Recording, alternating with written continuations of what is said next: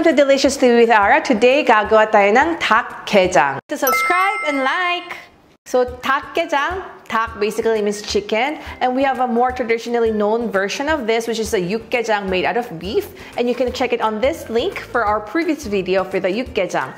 Now, for this super simplified version for our DAKGYEJANG, we're going to be using the chicken breast fillet. Although you can also use the whole chicken, medyo mas matagal kasi ang process. Now, fillet siya kaya napakabilis. For the most needed ingredient, syempre, we cannot forget our chicken fillet, the breast part. This 1 kilograms. Approximately good for like a family of 6 to 8. And hindi pwede wala ang leeks. I have here around 3 big chunks of leeks. Basta isang buong kamay.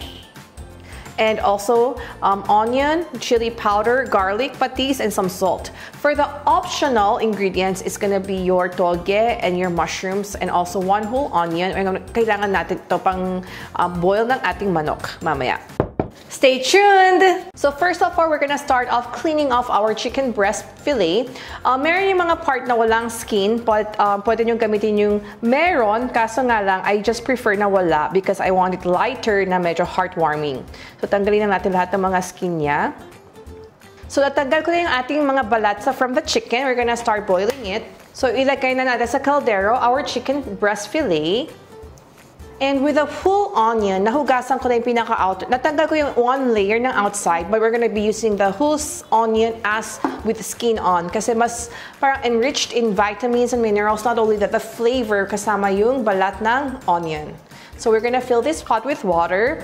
And then, di ba may leeks tayo? And di ba kanina we asked for leeks?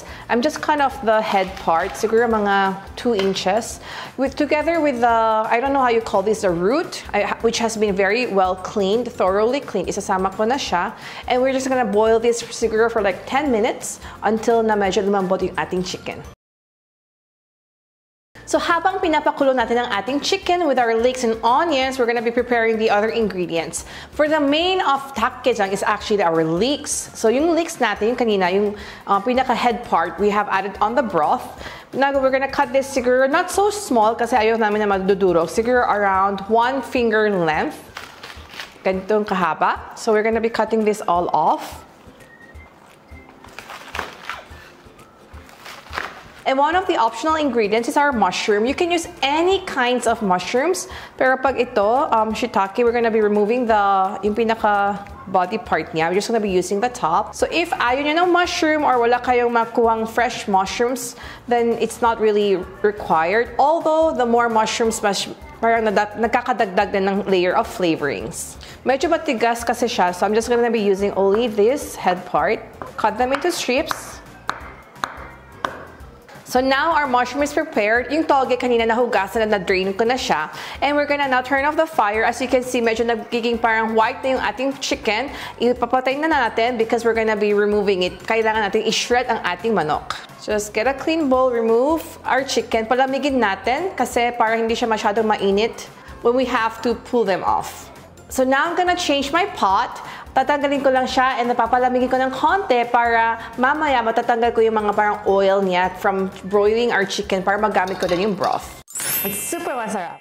So now with this chicken, we're gonna shred it. Pero wag natin masyado parang maikse ang paghiwa. Kailangan follow yung pinaka-fiber niya. I don't know how you call this one, pero whatever the direction is. And then, i-shred natin.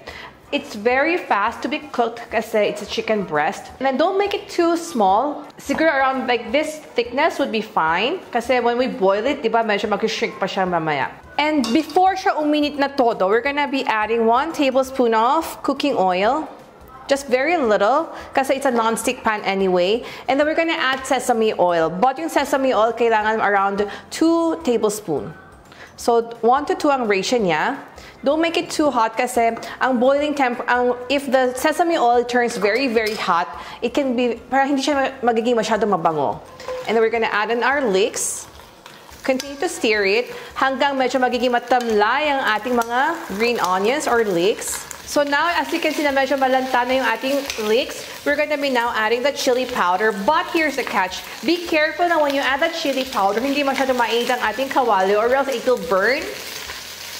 And once nag-burn, magiging mapait na yung lasa. So what I recommend is pwede siyang patayin And then once there's no fire, saka na kayo mag-add ng chili powder just to prevent being burnt.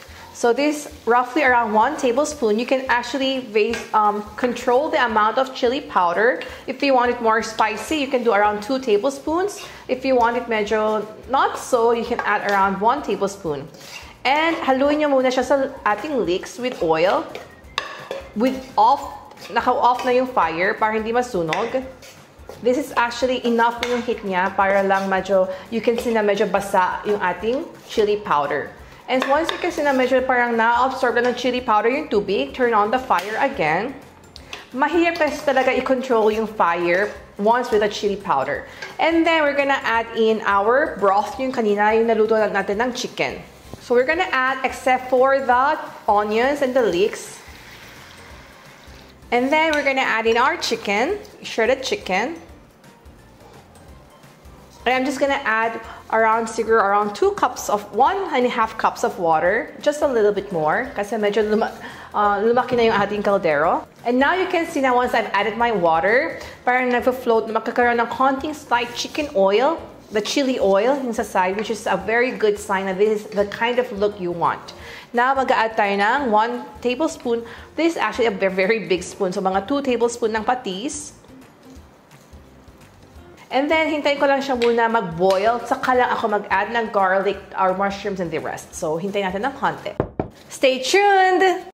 So, as you can see, nagbo-boil na yung ating soup. We're gonna be adding the mushroom. Again, this is optional, whatever kinds of mushroom you want. Ako, I just got the shiitake mushrooms, but kayo, whatever you want, it's fine. And then we're gonna add in the garlic. The reason why I'm adding the garlic just now, which is around 1 whole tablespoon, is kasi medyo gusto ko magiging parang lasang-lasa yung the scent of our garlic on the soup. But if ayaw nyo na medyo maanghang yung garlic, you can actually add the garlic before when you add the chicken na rin. Then we're gonna mix that konti. And then I have here 1 whole egg. Just roughly, para lang magkaroon ng parang a little bit of a blend. And then I'm just gonna wait for it to boil para i-add ko yung ating egg and our toge. For those who want sa medyo parang mas malasa ng konti, although this itself is okay and you can adjust the flavors of it using the patis or the salt, you can also add a chicken bouillon. I don't really like a lot of parang chicken stocks or stuff. Pero if ever you want, yung mga medyo mas rich ang flavor because you saw that ginamit natin chicken fillet. But if you use the whole chicken, yung may bones and skin, of course, yung flavor na is magiging mas richer. So this is a simplified version. So I'm just gonna use a very konti lang just to boost it up. Pero syempre, this is really up to you if you want to add the whole or not. So I'm just gonna mix it up para ma-melt yung ating chicken bouillon. So now it's super boiling. I'm gonna be adding in our egg. Na-scramble ko na medyo rough kanina. Just pour it around. And then, wag nyo masyadong ihalo ng masyado or else the egg will break and it will look very messy. So, just siguro mga 1 or 2 like big halo lang. And then, we're gonna add in our toge. This is around siguro like 1/4 cup, a very big, one big hand full of it. Yung toge naman kasi it can be eaten na medyo half-cooked, diba? And then we're gonna add in some salt, around 2 big pinches for taste. And then habang siya naboboil, you can actually taste the broth and see if you like the levelness of the saltiness. Kung medyo nakulangan kayo sa lasa, just use salt na lang pampa-add or pampa-adjust. And now, actually after 1 big boil, this is already ready to be served. To subscribe and like!